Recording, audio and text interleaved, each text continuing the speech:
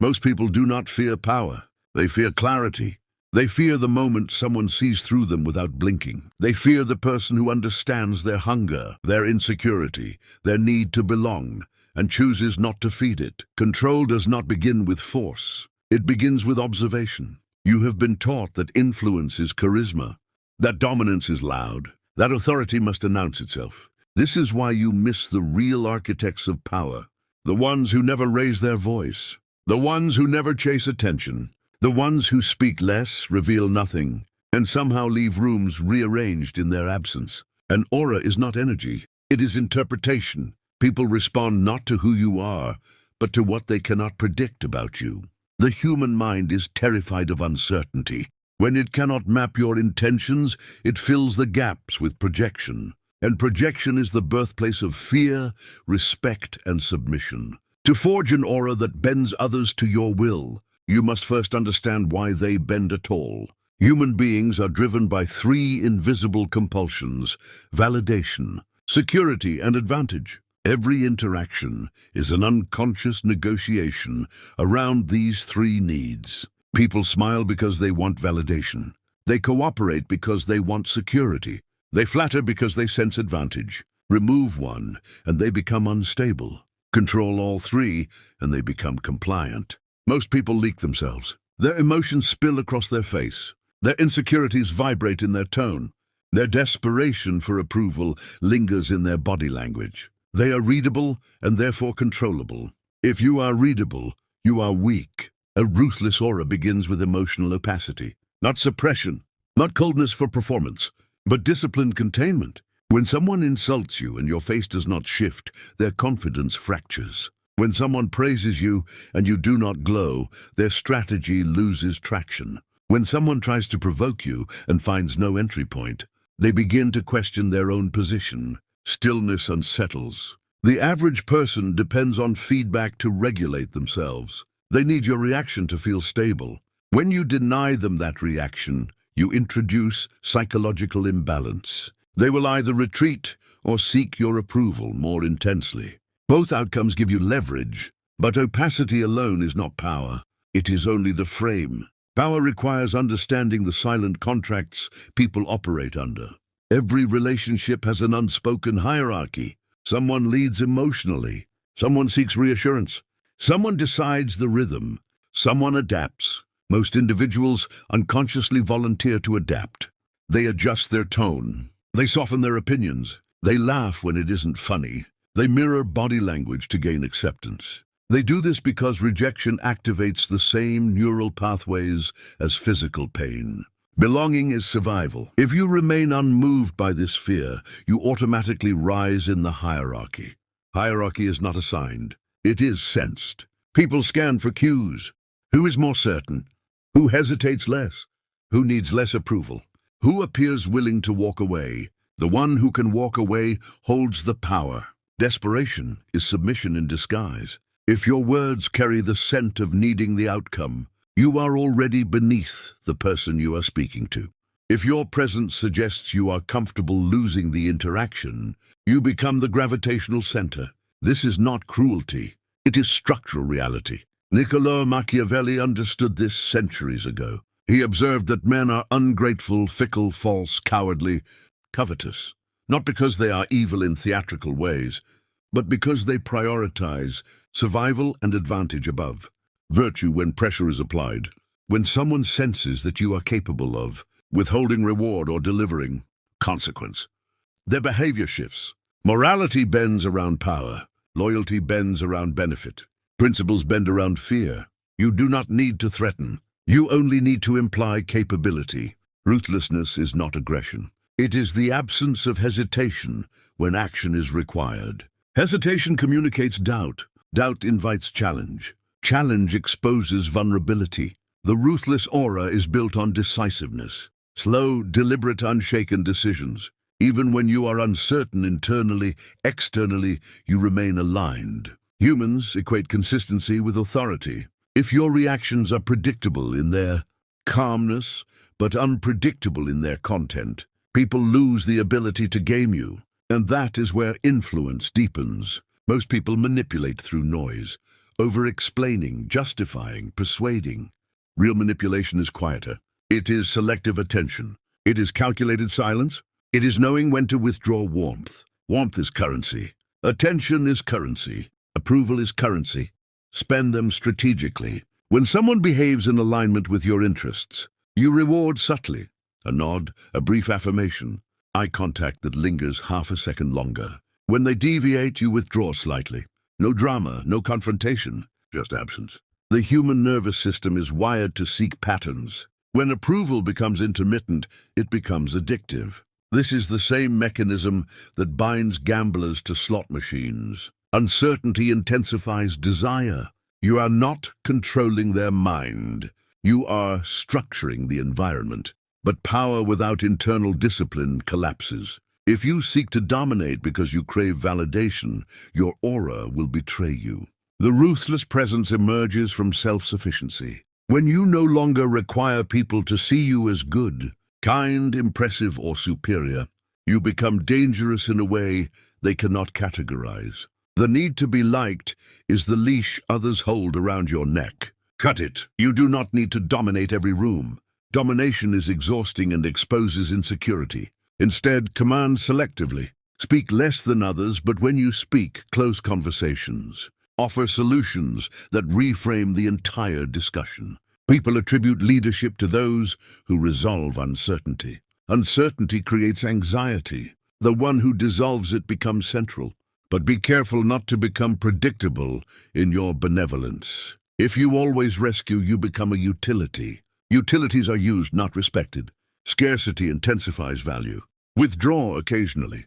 Let others feel the absence of your guidance. Let them sense the instability when you are not present. When you return, your influence increases naturally. The ruthless aura is not loud.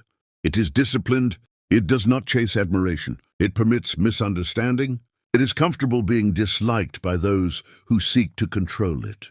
And here is the uncomfortable truth. Many people do not want strong individuals around them. They want manageable ones. They want predictable emotional reactions. They want reassurance that they are safe to dominate subtly.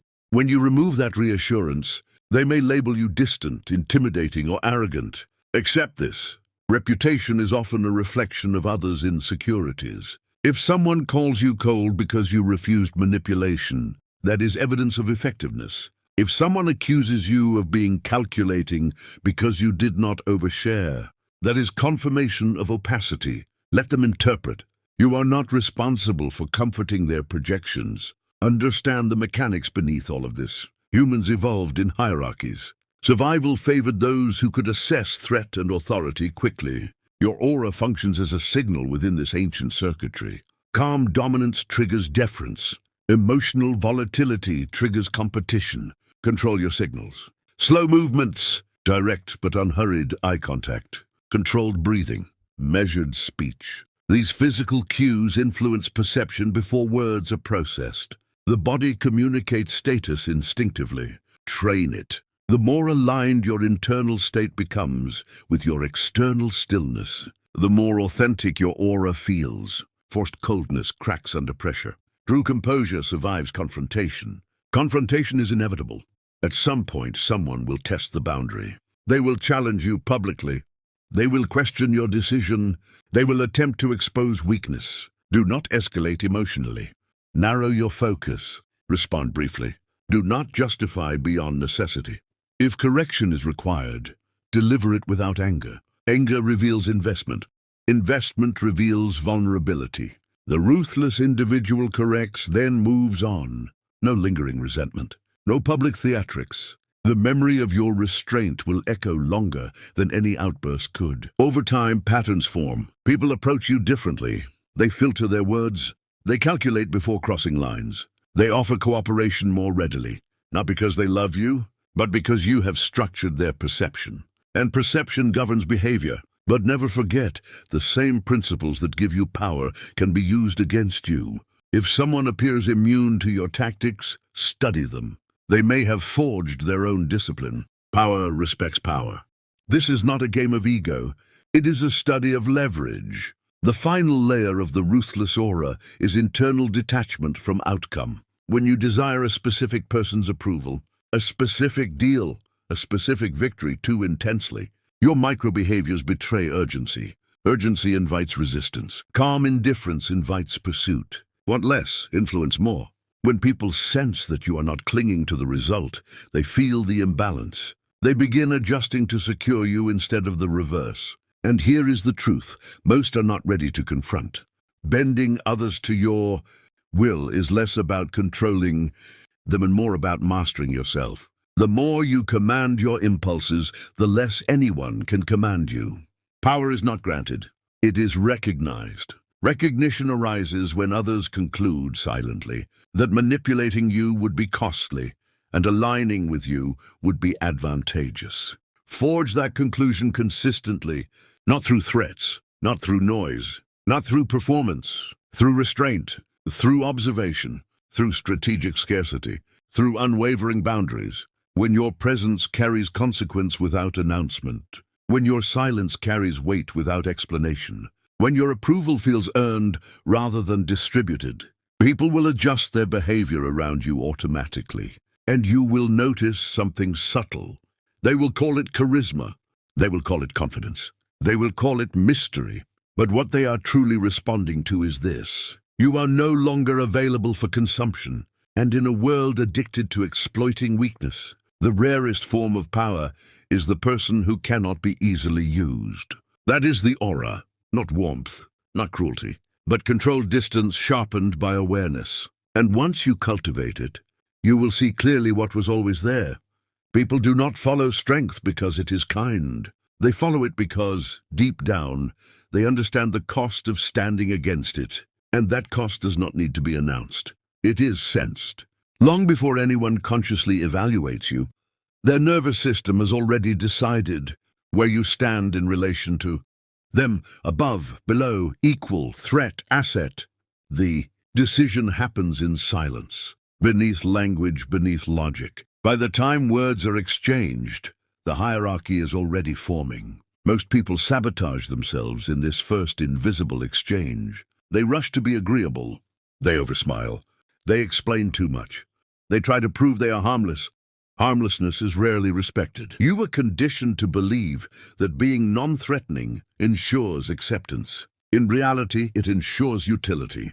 You become the person others unload on, lean on, extract from. Your predictability becomes your cage. A ruthless aura does not mean you become cruel. It means you become difficult to categorize. The human mind relaxes around what it understands. It strategizes around what it does not. If your emotional responses are inconsistent with expectation, not erratic, but controlled and selective, you create friction in their predictive model. That friction forces caution. Caution creates deference. This is why indifference is more destabilizing than anger. Anger confirms engagement. It tells the other person they have affected you. Indifference suggests you are evaluating them from a higher vantage point. It shifts the frame. Frames are everything. Whoever controls the frame controls the meaning of the interaction. If someone insults you and you defend yourself, you accept their frame, that you are on trial. If you respond with calm curiosity or silence, you reject it. You imply that their judgment does not carry sufficient weight. That implication alone rearranges the dynamic. But understand the difference between silence born of strength and silence born of fear. The latter is tense, the former is relaxed. People can feel the difference. Strength-based silence carries no urgency. It waits, it studies, it chooses whether engagement is worthwhile. When you begin filtering interactions through worthiness rather than obligation, people notice. You no longer react because something was said. You respond only if the person saying it has earned influence. Most individuals hand out influence freely. They let strangers alter their mood. They let co-workers dictate their self-worth. They let family members manipulate their guilt. Influence should be scarce. When someone realizes their words do not automatically penetrate your emotional state, they recalibrate. They try different strategies. They soften their tone. They probe for openings. Do not rush to close those openings. Let them expose their intent. Intent is rarely declared, it leaks. Watch how someone behaves when they do not get immediate validation. Watch how quickly admiration turns to subtle hostility when you withhold agreement. Watch how enthusiasm fades when you stop feeding their ego. These are not personality flaws. They are survival mechanisms. Human beings evolved in competitive groups. Status determined access to resources, protection, and mating opportunities. Even in modern environments, this ancient circuitry persists. Every room becomes a silent negotiation of rank. The ruthless aura operates with full awareness of this negotiation. You do not compete openly. You do not assert dominance theatrically. You simply refuse to signal submission. Submission signals are subtle. Nervous laughter, over-explaining, seeking permission for opinions, shrinking body posture, apologizing unnecessarily. Eliminate them. Each time you apologize without cause, you lower your perceived value. Each time you rush to fill silence, you communicate discomfort. Each time you ask for reassurance, you give the other person leverage. Leverage accumulates, and once someone feels they hold leverage over you, even in small amounts they test it. A slightly sharper comment, a delayed response, a subtle exclusion. They want to measure your tolerance. Tolerance teaches them how far they can go. The ruthless individual sets the boundary early and without emotional charge. A direct correction, a change in tone, a brief withdrawal of access. The message is clear. There is a cost. Costs do not need to be severe. They need to be consistent. Inconsistency breeds hope. Hope invites further testing. Consistency builds reputation. Reputation travels faster than explanation. When you become known as someone who does not tolerate disrespect, fewer people attempt it. Not because they adore you, but because they calculate risk. Calculation is the foundation of control. However, control must extend inward first. If you are ruled by impulse, pride, or insecurity, your external structure will collapse under pressure. The ruthless aura requires emotional regulation, so refined that even intense provocation barely ripples the surface. This does not mean you do not feel. It means you choose when feeling is expressed. Delayed reaction is a weapon. When confronted, pause. Not theatrically, naturally, let the silence stretch just enough to create tension. In that space, the other person begins to doubt their move. Doubt weakens momentum. Momentum is critical in social power. The one who maintains composure, while the other loses. Rhythm often wins without escalation. Escalation is expensive. It burns alliances. It exposes vulnerabilities. It reveals how much you care. Care selectively. You cannot bend everyone to your will, nor should you attempt to. Some individuals are too chaotic, too impulsive, too unstable to align reliably. Ruthlessness includes the wisdom to disengage from poor investments. Not every battle deserves strategy. Some deserve absence. Absence is underused because it requires confidence. Walking away from a conversation, a negotiation, or even a relationship implies you have alternatives. Scarcity amplifies perceived value. If your presence is constant and unconditional, it becomes background noise. Disappear strategically. Allow others to feel the space where you once stood. Observe who reaches out, who adjusts, who grows resentful. Their reactions reveal their true motivations. Resentment often masks dependence. When someone resents your distance, it is usually because they relied on your availability. Removing access forces them to confront their own insecurity. Instead of acknowledging that insecurity, they may label you distant or changed. Do not correct them. Explanations weaken positioning. The more you justify your boundaries, the more negotiable they appear. Boundaries enforced without apology communicate finality. Finality intimidates because it removes bargaining space. Most people expect compromise. When you refuse to negotiate core standards, they either align or exit. Both outcomes strengthen you. Yet there is a deeper layer few acknowledge. To forge an aura so ruthless that it bends others, you must be willing to be misunderstood. The desire to be seen accurately is a subtle vulnerability. It ties you to perception. It makes you reactive to misinterpretation.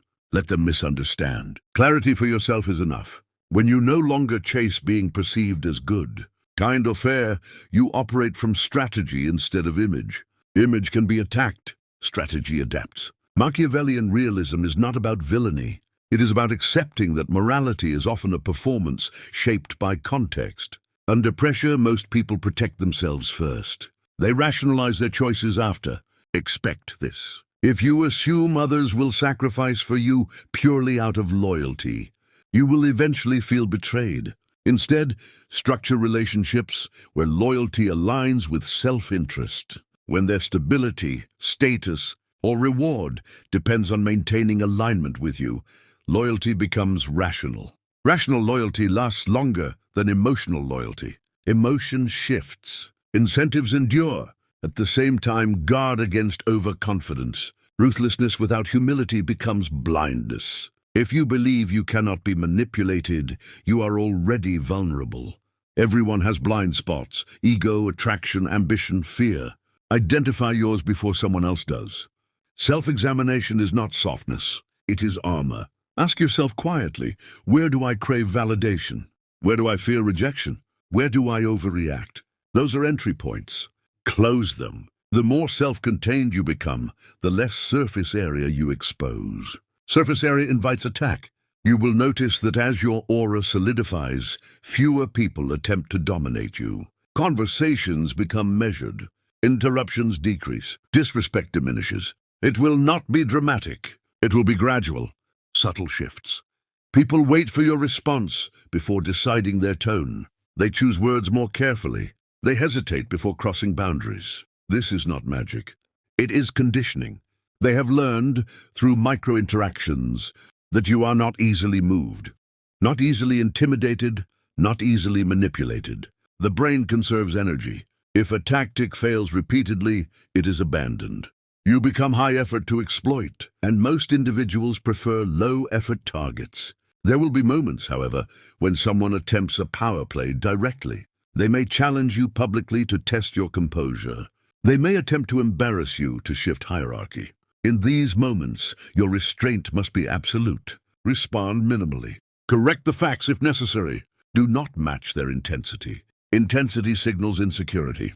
After the exchange, do not seek revenge impulsively. Evaluate. If correction is required, deliver it privately, strategically, and without emotion. Public humiliation breeds enemies. Quiet consequence breeds caution. The goal is not domination for ego. It is stability of position. Position once secured must be maintained through consistency. Erratic behavior erodes authority. Emotional outbursts confuse allies. Excessive leniency invites opportunists. Balanced severity is rare. Cultivate it. And remember, the most powerful individuals are often the least reactive. They allow others to reveal themselves fully before acting. They gather data. They observe patterns. They move when movement guarantees advantage. Impatience is the enemy of control. If you rush to assert dominance, you expose desire. Desire is leverage for others. True ruthlessness is quiet patience paired with decisive execution. Over time, something changes inside you. Not hardness, not cruelty, but detachment from unnecessary emotional turbulence. You begin to see interactions as structures rather than personal battles. You recognize manipulation attempts as predictable behaviors rather than personal attacks. This clarity sharpens you, but it also isolates you. Fewer people will feel comfortable around you. Casual manipulators will drift away. Those who relied on your softness may distance themselves. Do not interpret this as loss. It is filtration. Quality over quantity strengthens position. Those who remain will either respect you or align with you. Both are useful.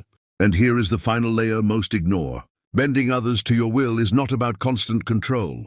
It is about becoming the axis around which decisions rotate. When your standards, boundaries, and calm authority are known, people adjust themselves before you even speak. You do not command. You do not demand. You do not plead. You exist as a fixed point. In a world of emotional volatility, that alone feels dominant. People gravitate towards stability when chaos exhausts them.